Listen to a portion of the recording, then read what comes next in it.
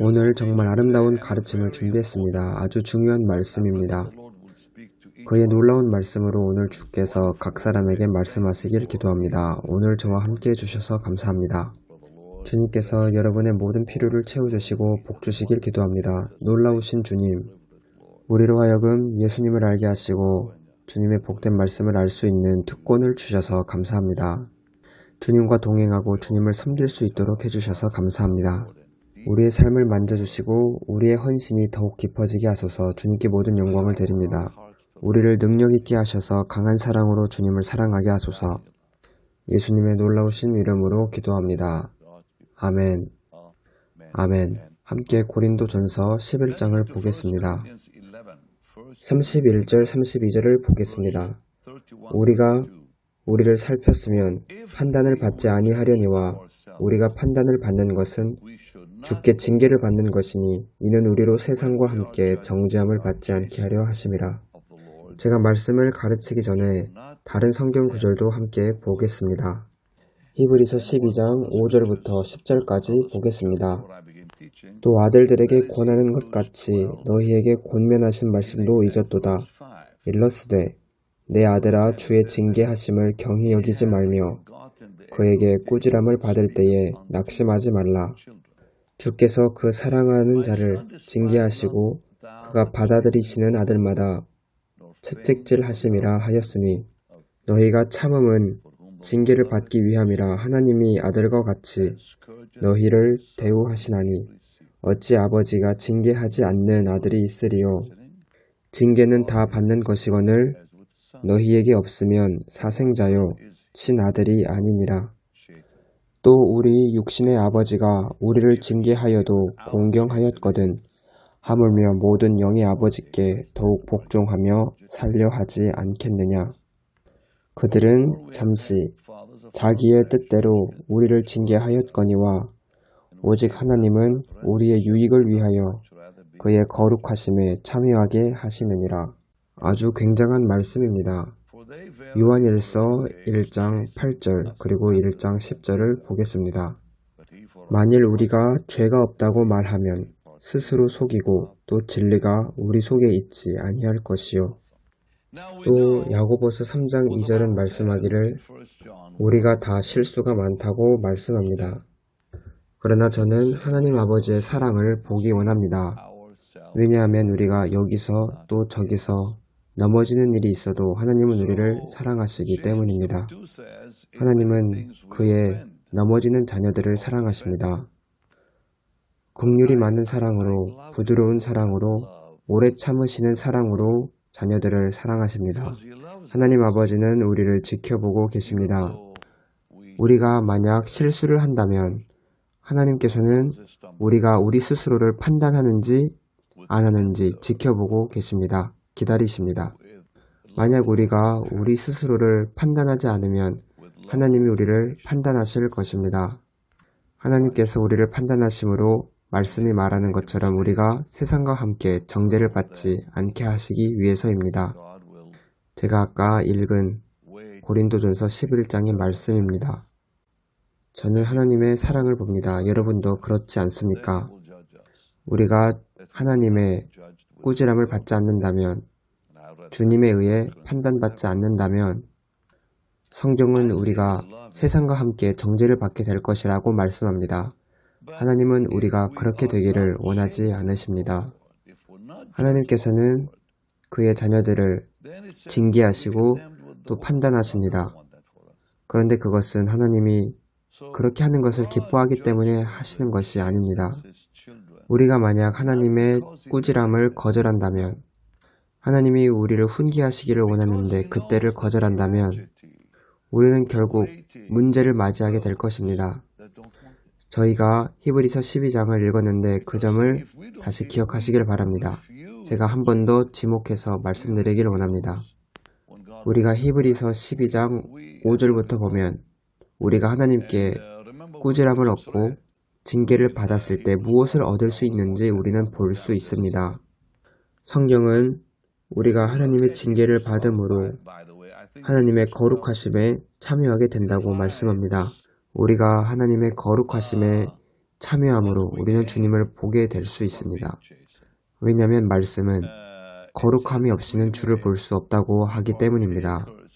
거룩함이 없이는 주님을 볼 수 없습니다. 우리가 하나님과 함께 협력한다면 하나님의 계획은 절대 실패하지 않습니다. 그런데 만약 우리가 하나님과 함께 협력하는 것을 거절한다면 저는 그때 바로 문제가 시작되는 점이라고 생각합니다. 하나님은 우리에게 결정할 수 있는 능력을 주셨습니다.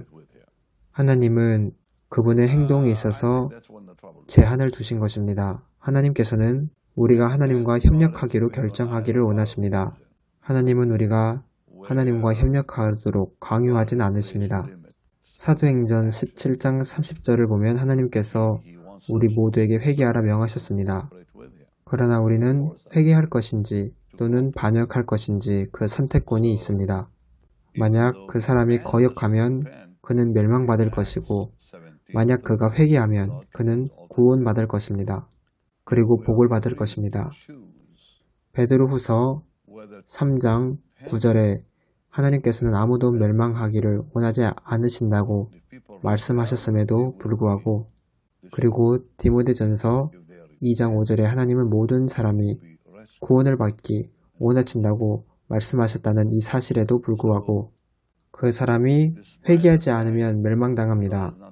하나님이 우리를 책망하시고 징계하실 때 거기에는 두 가지의 있을 법한 결과가 있다는 사실을 사람들은 무시합니다. 다시 히브리서 12장을 보겠습니다. 또 아들들에게 권하는 것 같이 너희에게 권면하신 말씀도 잊었도다. 내 아들아 주의 징계하심을 경히 여기지 말며 그에게 꾸지람을 받을 때에 낙심하지 말라. 그래서 우리는 하나님의 그 징계하심에 복종해야 합니다. 내 아들아 주의 징계하심을 경히 여기지 말며 그에게 꾸지람을 받을 때에 낙심하지 말라. 그래서 하나님이 당신을 꾸짖으실 때 너무 낙심하지 마십시오. 그리고 12장 9절을 또한 보겠습니다. 또 우리 육신의 아버지가 우리를 징계하여도 공경하였거든 하물며 모든 영의 아버지께 더욱 복종하며 살려 하지 않겠느냐. 우리가 주님에게 내 주님 저를 꾸짖어 주십시오. 이렇게 말하는 것은 정말 중요합니다. 저는 이러한 고백을 주님께 여러 번 드렸습니다. 주님이 원하시면 저를 여러 번 벌 주셔도 됩니다. 그런데 절대 저를 떠나지 마십시오. 주님이 원하시면 저를 꾸짖을 수 있으십니다. 그런데 주님 저를 절대 떠나지 마십시오. 이 때문에 하나님께서 주의 징계하심을 경히 여기지 말며 그에게 꾸지람을 받을 때 낙심하지 말라고 하신 이유입니다. 제 생각에는 어떤 사람들은 하나님의 징계하심과 꾸지람을 경히 여기는 사람들이 있을 것입니다. 히브리서 12장 25절입니다. 너희는 삼가 말씀하신 이를 거역하지 말라. 땅에서 경고하신 이를 거역한 그들이 피하지 못하였거든 하물며 하늘로부터 경고하신 이를 배반하는 우리일까 보냐. 우리는 구약 성경에서 보듯이 거역하는 자녀들에게 내려진 그 형벌의 심각성을 우리는 기억합니다. 신명기 21장 18절을 보겠습니다. 사람에게 완악하고 패역한 아들이 있어 그의 아버지의 말이나 그 어머니의 말을 순종하지 아니하고 부모가 징계하여도 순종하지 아니하거든. 그의 부모가 그를 끌고 성문에 이르러 그 성읍 장로들에게 나아가서 그 성읍 장로들에게 말하기를 우리의 이 자식은 완악하고 패역하여 우리 말을 듣지 아니하고 방탕하며 술에 잠긴 자라 하면 그 성읍의 모든 사람들이 그를 돌로 쳐 죽일지니 이같이 너가 너희 중에서 악을 제하라. 그리하면 온 이스라엘이 듣고 두려워하리라. 이 말씀은 구약 성경입니다. 그러나 우리는 또한 기억해야 될 것이 있습니다. 전능하신 하나님께서는 그분의 말씀으로 아주 분명히 말하셨습니다. 그것은 바로 영적인 죽음은 우리를 향한 교훈과 책망의 거절로 인함이라는 겁니다. 사람들은 세상으로 가서 주님의 축복을 다시 잃어버릴 수 있습니다. 예배소서 5장 1절을 보겠습니다. 그러므로 사랑을 받는 자녀같이 너희는 하나님을 본받는 자가 되고 그리스도께서 너희를 사랑하신 것 같이 너희도 사랑 가운데서 행하라. 그는 우리를 위하여 자신을 버리사 향기로운 제물과 희생 제물로 하나님께 드리셨느니라. 음행과 온갖 더러운 것과 탐욕은 너희 중에서 그 이름조차도 부르지 말라. 이는 성도에게 마땅한 반이라. 누추함과 어리석은 말이나 희롱의 말이 마땅치 아니하니 오히려 감사하는 말을 하라. 너희도 정녕 이것을 알거니와 음행하는 자나 더러운 자나 탐하는 자 곧 우상 숭배의 자는 다 그리스도와 하나님의 나라에서 기업을 얻지 못하리니. 그래서 사람들이 계속 죄 중에 살고 또 죄 중에 사는 것을 원한다면 하나님께서는 이제 그만이라고 말씀하실 날이 오고 말 것입니다. 갈라디아서 5장을 보겠습니다. 갈라디아서 5장 19절입니다. 육체의 일은 분명하니 곧 음행과 더러운 것과 호색과 우상 숭배와 주술과 온수 맺는 것과 분쟁과 시기와 분냄과 당짓는 것과 분열함과 이단과 투기와 술 취함과 방탕함과 또 그와 같은 것들이라. 전에 너희에게 경계한 것 같이 경계하노니 이런 일을 하는 자들은 하나님의 나라를 유업으로 받지 못할 것이요. 이 모든 말씀들은 믿는 우리를 향한 경고입니다. 갈라디아서 6장 7절에서 9절입니다. 여기서 바울은 믿는 자에게 분명하게 말합니다. 갈라디아서 6장 7절부터입니다. 스스로 속이지 말라. 하나님은 업신 여김을 받지 아니하시나니 사람이 무엇을 심든지 그대로 거두리라. 자기의 육체를 위하여 심는 자는 육체로부터 썩어질 것을 거두고 성령을 위하여 심는 자는 성령으로부터 영생을 거두리라. 우리가 선을 행하되 낙심하지 말지니 포기하지 아니하면 때가 이름에 거두리라. 여기서 바울은 믿는 자인 우리에게 말하고 있습니다. 바울은 지금 그리스도인에게 이야기하고 있습니다. 이제 에베소서 5장 11절을 보겠습니다. 주님은 당신을 잃지 않으시길 원합니다. 주님은 당신을 사랑하시고 당신을 붙잡으시길 원하십니다. 때때로 슬프게도 하나님은 자신의 자녀들을 벌주시고 채찍질하시고 또 심판하실 수 있습니다. 그렇게 하시는 이유는 그들을 하나님의 나라에 계속 있게 하기 위함입니다. 만약 그들이 하나님의 판단에 복종하고 만약 그들이 하나님의 꾸지람에 복종한다면 그들은 계속 하나님의 나라에 머무를 수 있습니다. 에베소서 5장 11절을 읽겠습니다. 너희는 열매 없는 어둠의 일에 참여하지 말고 도리어 책망하라. 그들이 은밀히 행하는 것들은 말하기도 부끄러운 것들이라. 그러나 책망을 받는 모든 것은 빛으로 말미암아 드러나나니 드러나는 것마다 빛이니라. 그러므로 이르시기를 잠자는 자여 깨어서 죽은 자들 가운데서 일어나라. 그리스도께서 너에게 비추이시리라 하셨느니라. 그런즉 너희가 어떻게 행할지를 자세히 주의하여 지혜 없는 자 같이 하지 말고 오직 지혜 있는 자 같이 하여 세월을 아끼라. 때가 악하니라. 정말 놀랍습니다. 그래서 지금이야말로 거룩하게 살아야 할 시간입니다. 만약 우리가 거룩하게 살지 않으면 하나님이 우리를 판단하시고 우리를 책망하십니다. 이제 하나님의 훈계하심에 복종합시다. 전능하신 하나님께서는 자신의 자녀들을 궁극적인 멸망으로부터 건지시기 위해 그들을 꾸짖으시고 책망하십니다. 그들로 하여금 그들이 지금 속해 있는 위험에서 빠져나오도록 그들을 깨우십니다. 그들로 하여금 계속 그들의 죄를 고백하고 회개하여 계속 하나님의 나라의 참여자로 만드시길 원합니다. 영적인 아들, 딸들로 살기를 원하십니다. 만약 사람들이 하나님의 꾸짖음을 거절한다면 이제 그들에게 회개를 위한 더 이상의 자리가 없을 수 있습니다. 여러분이 에레미야 5장 17절을 읽어본다면 하나님께서는 그의 백성에게 반복적으로 이스라엘에게 회개하라고 하셨지만 그들이 듣지 않았음을 우리는 알 수 있습니다. 그들은 책망받기 싫어했습니다. 그들은 주님에게 판단받는 것을 원하지 않았기 때문에 하나님이 반복적으로 말씀하셔도 그들에게 아무런 유익도 결과도 없었습니다. 사람들이 이렇게 행하는 것은 정말 슬픈 일입니다. 이제 이사야 1장 27절과 28절을 보겠습니다. 시온은 정의로 구속함을 받고 그 돌아온 자들은 공의로 구속함을 받으리라. 그러나 패역한 자와 죄인은 함께 패망하고 여호와를 버린 자도 멸망할 것이다. 여호와를 버린 자도 멸망할 것이라.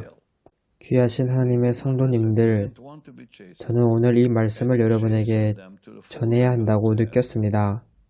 사람들이 믿음에서 떠난다는 소식을 저는 종종 듣습니다. 그래서 별로 기분이 좋지 않습니다. 그러나 하나님은 당신을 사랑하십니다. 저는 아마도 하면 안 되는 일을 하고 있는 사람에게 말하고 있을 수 있습니다. 또 하지 말아야 할 말을 하고 있는 사람들에게 말하고 있을 수 있습니다. 성경은 분명히 주님이 사랑하시는 자를 꾸짖는다고 말씀하십니다. 내 아들아, 주의 징계하심을 경히 여기지 말며 그에게 꾸지람을 받을 때에 낙심하지 말라. 주께서 그 사랑하시는 자를 징계하시고 그가 받아들이시는 아들마다 채찍질 하심이라. 이제 잠언을 보겠습니다. 잠언 29장 1절입니다. 소수의 사람만이 이것을 이야기합니다. 심지어 소수의 설교자만이 이 점에 대해 말씀을 전합니다. 자주 책망을 받으면서도 목이 곧은 사람은 갑자기 패망을 당하고 피하지 못하리라. 자주 책망을 받으면서도 목이 곧은 사람은 갑자기 패망을 당하고 피하지 못하리라. 정말 두려운 말씀입니다. 사람들은 꾸지람을 받아도 그 훈계를 따르기를 원하지 않아 합니다. 자주 책망을 받으면서도 목이 곧은 사람은 갑자기 패망을 당하고 피하지 못하리라. 다음으로 잠언 28장 13절입니다. 자기의 죄를 숨기는 자는 형통하지 못하나 죄를 자복하고 버리는 자는 불쌍히 여김을 받으리라. 훈계를 받지 않는 그리스도인은 자신이 정말 믿음 안에 있는지 긴급하게 자신을 점검해야 합니다. 자신이 믿음 안에 있는지 확인해 보아야 합니다. 책망을 받기를 원하지 아니하는 사람은 자신이 정말 그리스도인인지 확인해 보아야 합니다. 하나님으로부터 오는 책망을 받아들이기 거절하는 자는 자신을 점검해 보아야 합니다. 히브리서 12장 5절을 다시 보겠습니다. 혹시 잊어버린 사람이 있을까봐 다시 말씀을 읽겠습니다. 또 아들들에게 권하는 것 같이 너희에게 권면하신 말씀도 잊었도다. 일러스되 내 아들아, 주의 징계하심을 경히 여기지 말며 그에게 꾸지람을 받을 때에 낙심하지 말라. 주께서 그 사랑하시는 자를 징계하시고 그가 받아들이시는 아들마다 채찍질 하심이라. 네, 채찍질 받는 것은 고통스럽습니다. 너희가 참음은 징계를 받기 위함이라. 하나님이 아들과 같이 너희를 대우하시나니 어찌 아버지가 징계하지 않는 아들이 있으리요. 징계는 다 받는 것이거늘 너희에게 없으면 사생자요 친아들이 아니니라. 하나님의 징계를 거절하는 자는 진정한 하나님의 자녀가 아닙니다. 또 우리 육신의 아버지가 우리를 징계하여도 공경하였거든 하물며 모든 영의 아버지께 더욱 복종하며 살려하지 않겠느냐. 그래서 우리가 하나님의 징계하심에 네라고 말할 때 우리는 살게 됩니다.